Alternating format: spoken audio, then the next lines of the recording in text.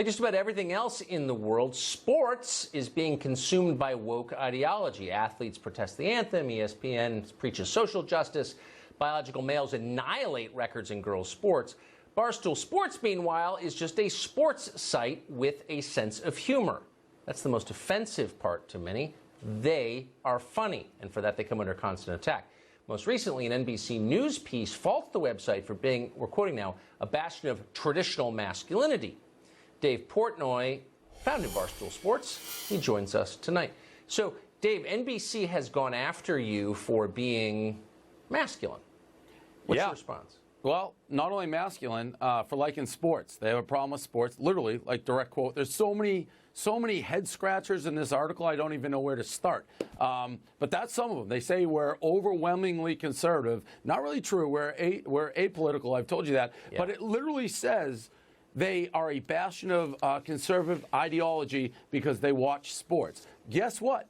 We like sports. We're not apologizing for it. Guess what? Women like sports, too. It's almost like, say, making the NFL like, well, the NFL must be conservative because guys like football. It makes no sense. None. No, Zero. It doesn't. It doesn't. And by the way, I've said this before, I would be shocked if there are a lot of right-wingers on your staff. You're just doing what you've always done, but all of a sudden the moment has changed so much, they're calling you political. So the piece contains, this is my favorite part, it contains a quote from the following.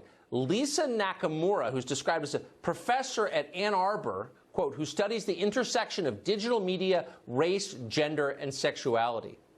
And you know what? That's my school. That's my school that hurts. I'm a Michigan guy. We're going downhill every week. We get killed by Wisconsin, and we're getting embarrassed by this lady. It's disgusting. It is actually one of the more serious threats. You look at some of these articles, they're all professors at all these schools. It's like, what are you teaching these kids? And by the way, Tucker, we reach out to these people. Hey, do you have any interest in defending anything you say? None of them ghost. They don't call us. They don't talk to us. They just make up stuff.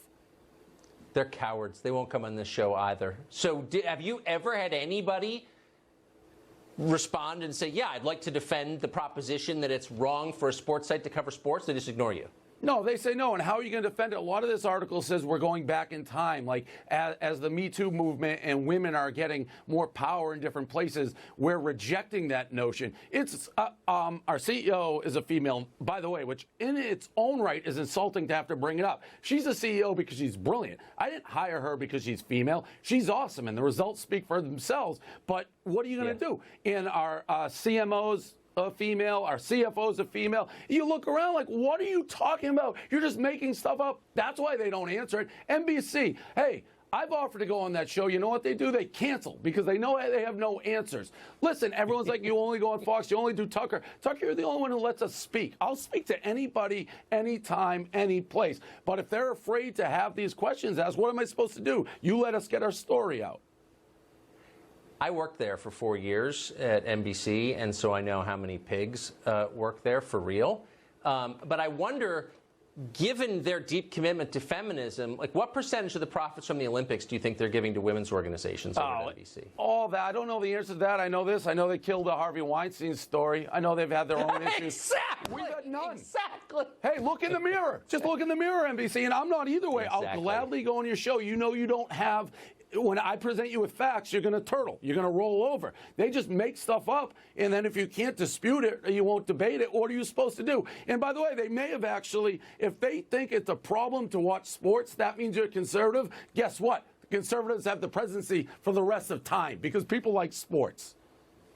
So Andy Lack and Noah Oppenheim over at NBC, as you just pointed out, kill the Harvey Weinstein story and now accuse you of sexism.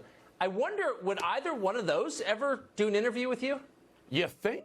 Do you think anybody, again, the facts are so heavily weighted on our side. It makes no, you read that article, there were sentences in that article, I read them 100 times. I think I'm a fairly smart person. I still didn't know what they were driving at. Like the dean of communication school at Penn State, you know, if you listen to what she said, I would never let my kid in her class. What world is she in saying sports-centric, going back in time? It is insanity. And again, I am happy to debate it. I will go to your class, Marie Hardin. I will let you have the moderator. I'll let you put your people in. And I'll put you in a mental pretzel because you have no facts.